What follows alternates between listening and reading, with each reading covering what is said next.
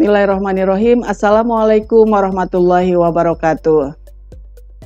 Apa kabarnya semua? Mudah-mudahan dalam keadaan sehat walafiat ya.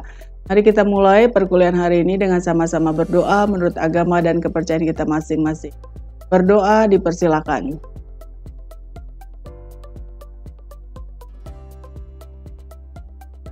Berdoa selesai.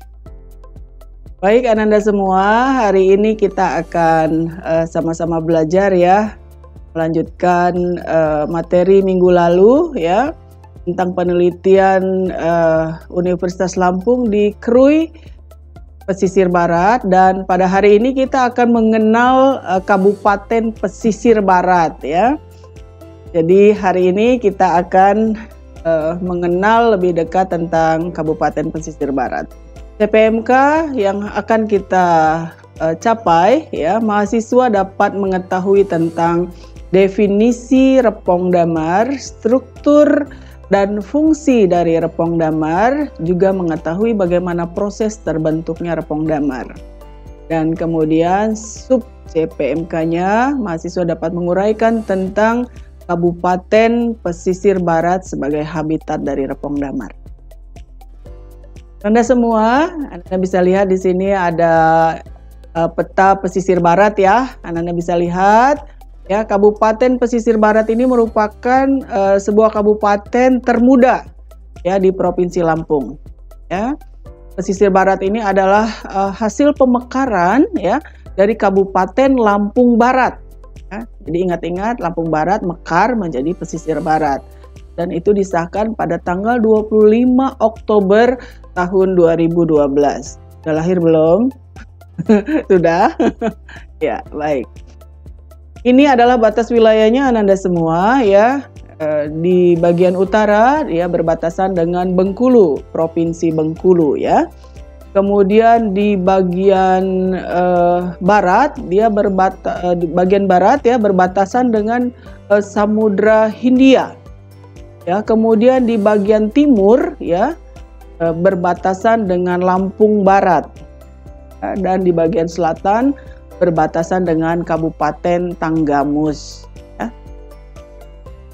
Ini mengenai topografi ya, pesisir barat ya secara umum termasuk dalam dataran rendah ya. Ingat-ingat pesisir barat itu masuk dalam dataran rendah yang diapit dalam pegunungan Bukit Barisan Selatan ya, di sebelah timur dan Samudra Indonesia di sebelah barat. Jadi di sebelah timurnya TNBBS ya, kemudian di sebelah baratnya itu Samudra Indonesia. Kemudian pesisir barat ya memiliki ketinggian 15 dpl ya, dengan wilayah dataran sampai berombak 25% berombak sampai berbukit ya 10%, dan berbukit sampai bergunung itu 65% ya. Kemudian iklimnya bagaimana Mbak Dewi ya, iklim di pesisir barat ya, ini menurut Altman dan Las Davis tahun 1999, daerah pesisir barat memiliki dua iklim ya, atau dua tipe iklim. Yang pertama tipe iklim A ya, terdapat di sebelah barat TNBBS. Kemudian tipe iklim B itu terdapat di sebelah timur dari TNBBS. Bagaimana dengan kondisi lokasi dari tempat penelitian tim dari Universitas Lampung? Ya, ini adalah keadaan Pekon Gunung Kemala. Ya. Pekon Gunung Kemala memiliki luas 1.296,5 hektar ya, dengan luas lahan menurut penggunaannya ya 551 hektar ya, kemudian untuk sawah 100 hektar ya, kemudian tanah kering itu ada 128,5 hektar ya. Kemudian tanah perkebunan 335 hektar, kemudian untuk fasilitas umum 2 hektar, kemudian untuk hutan 180 hektar. Ini menurut data dari pemerintah Kabupaten Pesisir Barat tahun 2011.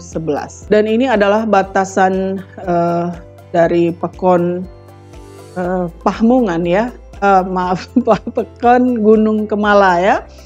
Untuk di sebelah utara itu berbatasan dengan Labuhan Mandi. Kemudian di sebelah selatan ya dia berbatasan dengan Ulu Kerui.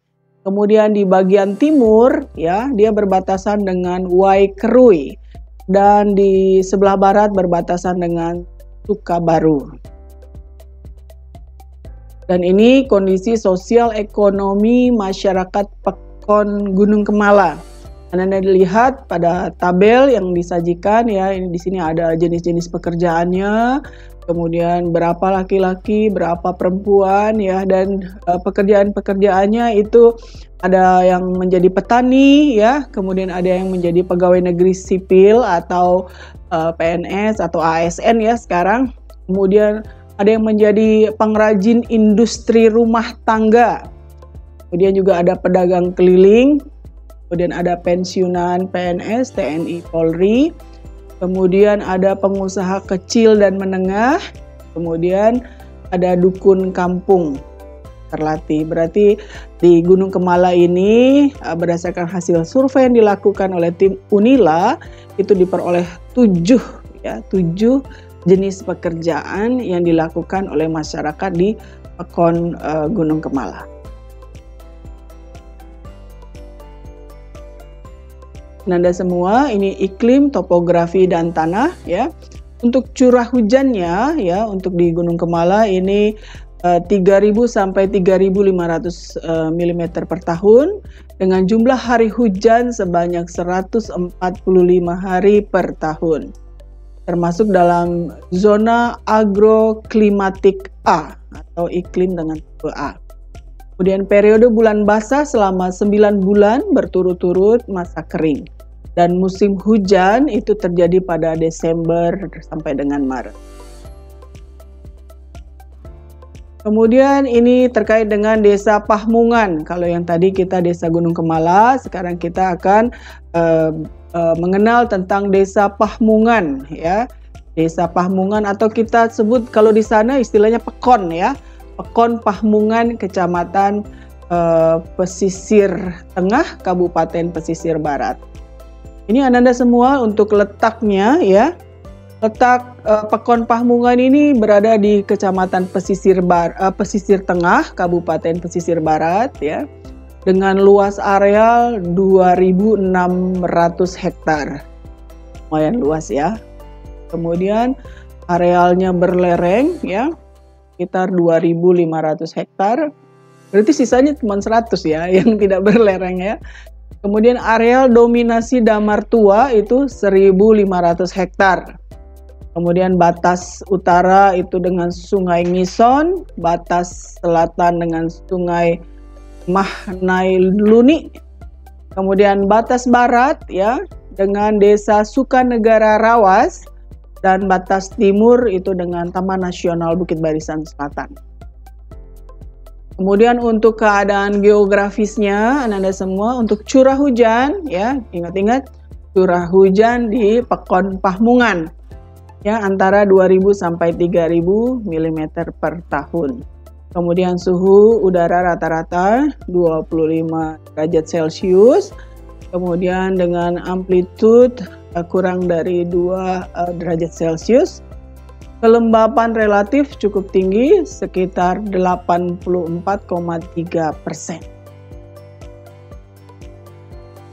Bagaimana dengan kondisi sosial ekonomi dari masyarakat di Pahmungan?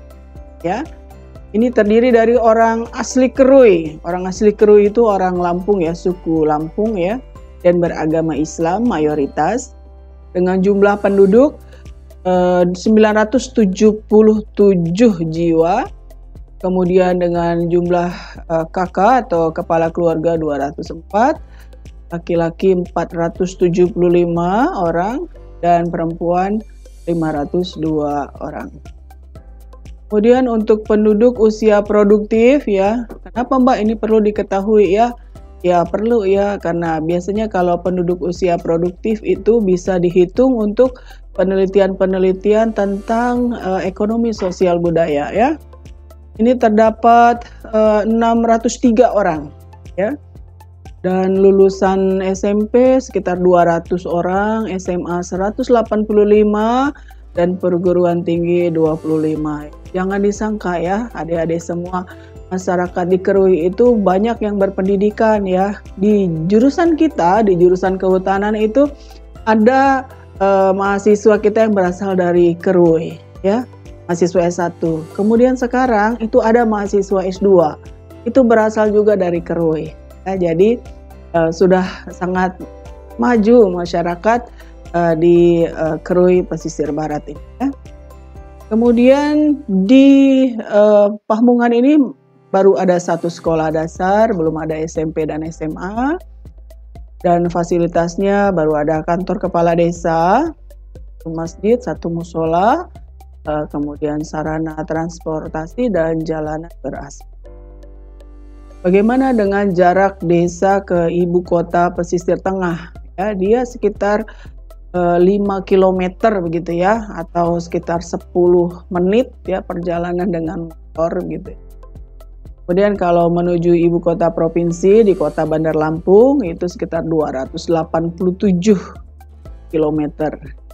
Kalau dulu sekitar 8 jam ya perjalanan, tapi sekarang jalanannya udah mulai bagus ya, jadi relatif lebih cepat dari 8 jam. Mata pencarian utama dari penduduk di Pekon ini ya, itu adalah getah ya, getah damar mata kucing. Jadi meneres ya, istilahnya ngambil getah atau resin damar kucing, Sorea javanica. Itu sumber utamanya, mata pencarian utama. Kemudian mata pencarian yang lain yaitu padi ya, panenan dari padi, panenan dari kelapa, pinang, petai, ya, duren, duku, tangkil, jengkol, jeruk dan nangka. Ini hasil dari wawancara tim Universitas Lampung dengan masyarakat. Anda semua, ini komposisi penduduk Pekon Pahmungan ya tahun 2005. Kita lihat di situ ada golongan umurnya ya, 0 sampai 12 bulan sampai lebih dari 76 tahun ya, kita golongkan berdasarkan jenis kelaminnya, datanya sudah ada, kemudian jumlah orang ya.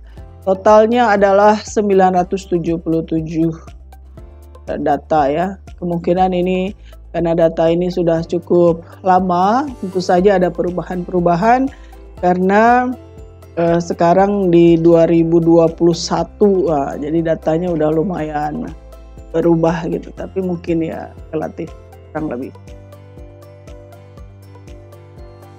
Kemudian ini yang Anda perlu ketahui ya, kalender musim panen dari Pekon Pahmungan.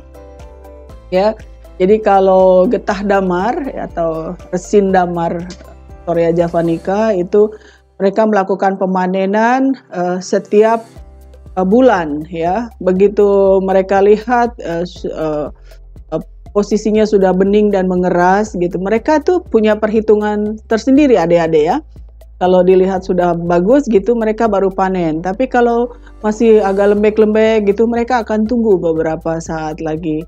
Tapi kadang-kadang suka deg-degan karena petani ingin menunggu supaya damarnya menjadi kualitas A, tetapi pencuri lebih cepat gitu ya. Jadi kadang-kadang segera aja dipanen walaupun kualitasnya tidak mencapai kualitas A gitu ya. Dan ini terjadi setiap bulan. Sementara untuk panen duren ya atau durian itu di bulan November Desember biasanya dilakukan oleh masyarakat Kerui. Kemudian kalau duku itu biasanya panen di bulan Januari, Februari dan bulan Maret. Saya pernah waktu pas naik ke Pekon Pahmungan ini, ibu-ibu itu dengan gagahnya ya, bahwa kalau kita bilangnya bakul apa ya, tapi ada istilahnya di sana itu isinya itu duku semua dan dipanggul gitu ya, dengan gagah ya. Kemudian Pete ya, pete itu di bulan Februari dan Maret biasanya panennya. Kemudian kalau jengkol itu di bulan Oktober, November, Desember mereka panen ya masyarakat. Jadi banyak ya yang bisa dipanen oleh masyarakat Kerui ya, selain dia memanen secara periodik dari getah damar mata kucing. Kemudian juga ada tangkil, Netumnemon ya, ini dipanen biasanya di bulan Januari, Februari dan Maret. Dan padi ya, mereka beberapa dari masyarakat di sana memiliki sawah. Kalau kita mau jalan, mau masuk ke Pekon Pahmungan itu di kanan kiri jalan menuju Pahmungan itu sawah. Kemudian begitu sawah habis itu strata tajuk damarnya itu udah mulai keluar ya. Jadi indah sekali di Pahmungan. Dan kalau padi itu dipanen biasanya di bulan Oktober, November, dan Desember. Baik Ananda semua, saya akan memberikan kuis ya, tapi kuisnya nanti akan dikeluarkan di WhatsApp grup, dan informasi kuisnya itu akan diberikan dengan menggunakan Quizizz ya. Jadi dalam waktu cukup cepat ya, kemudian Ananda bisa mengerjakannya dengan baik. Dan harapan Mbak Dewi, Ananda semua mendapatkan nilai yang bagus hari ini. Terima kasih atas perhatiannya. Mari kita akhiri dengan sama-sama mengucap hamdalah. Alhamdulillahirrabbilalamin. Assalamualaikum warahmatullahi wabarakatuh.